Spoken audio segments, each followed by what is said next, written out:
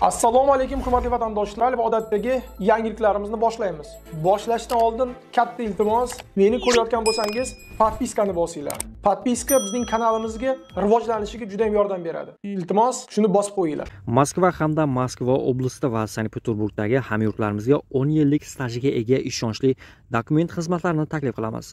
Registratsiya va uni продление qilish, трудовой договор, уведомление, spravkalar, проверка bazalar xizmatlari mavjud.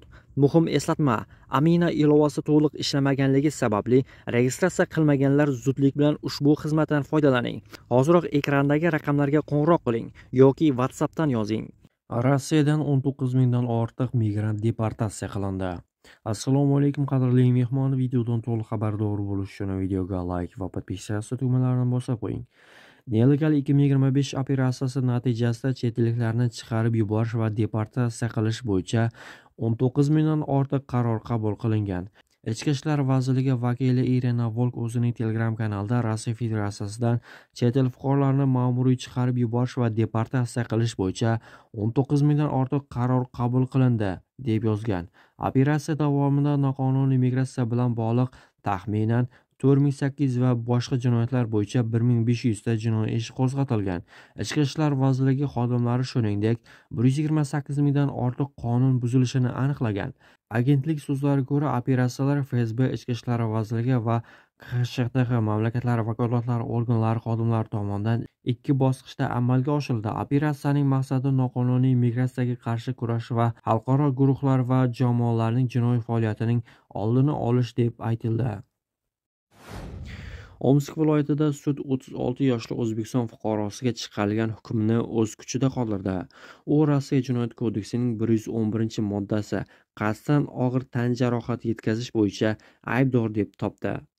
U 4 yillik qamoq jazosiga hukm qilindi va jabrlanuvchiga 500 ming rubl miqdorida kompensatsiya to'lashi ham shart. Hujum 2023-yil yozda sodir bo'lgan.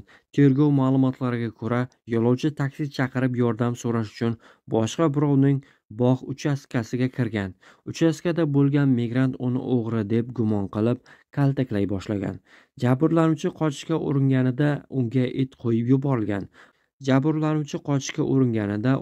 it qo'yib yuborilgan. Prokuratura ma'lumotlariga ko'ra, it uni kamida 20 marta tishlagan. Shifokorlar jabrlanuvchining bosh suyagi singanini ham qayd etgan. Apellyatsiya sudi hukmni o'z kuchida qoldirdi va unga yengillashtirishdan bosh tortdi. Toshkent-Qozon poyezd qatnovi qayta tiklanadi. O'ztemir yo'l yo'lovchi kompaniyasi 315-316 sonli Toshkent-Qozon-Toshkent yo'nalishlaridagi haftada bir marta qatnov bo'lishini ma'lum qildi. Birinchi reys 21 dekabr kuni Toshkent markaziy vokzaldan Qozonga jo'nab ketadi. Masofa vaqti 2,5 kun. Poyezd tarkibi 7 ta vagondan iborat bo'ladi. Bir vaqtning o'zida 342 yo'lovchiga xizmat ko'rsata oladi. Ma'lumot uchun hozir Toshkentdan Volgograd, Moskva, Chelyabinsk, Samara, Novosibirskka poyezd qatnovlari bor. Joriy yilning dastlabki 9 oy davomida Rossiyaga kirgan chet elliklar soni 1 millionga kamaydi. Hozir Rossiyaga eng ko'p Qozog'iston, shuningdek O'zbekiston, Tojikiston va Qirg'iziston fuqarolari bormoqda. Bu haqda Moskva Federal xavfsizlik xizmatining chegara xizmatlari ma'lumotlariga tayanib, Moskva FM xabar berdi. Mutaxassislar bunday kamayishni qonunchilikni kuchaygani bilan bog'layapti. Huquqshunoslarning aytishicha, mamlakatda noqonuniy bo'lib turgan chet elliklar to'g'risidagi ma'lumotlar kiritiladigan ommaviy ochiq reyestr yo'lga qo'yilgan. Bu ularga 30 ming rubldan yuqori bo'lgan bank amaliyotlariga, shuningdek nikoh tuzish kabi turli xizmatlardan foydalanishni cheklaydi.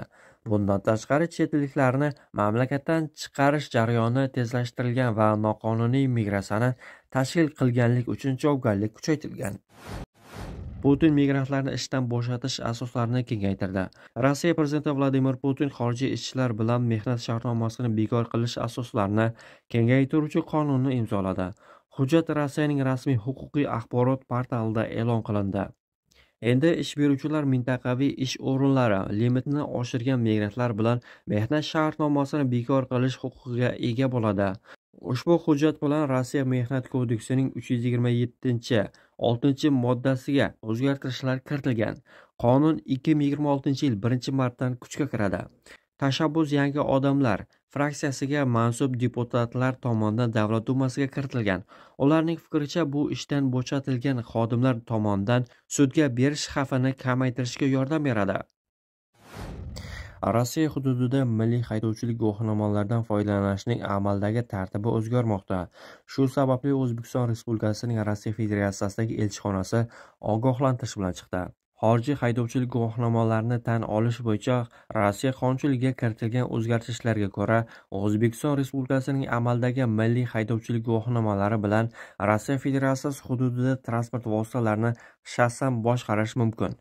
Shu bilan birga Rossiya Federatsiyasi hududida kasbiy faoliyatini taksi, yuk tashish, yo'lovchi tashish va boshqalar amalga oshirish uchun Rossiya haydovchilik guvohnomasini olish zarur.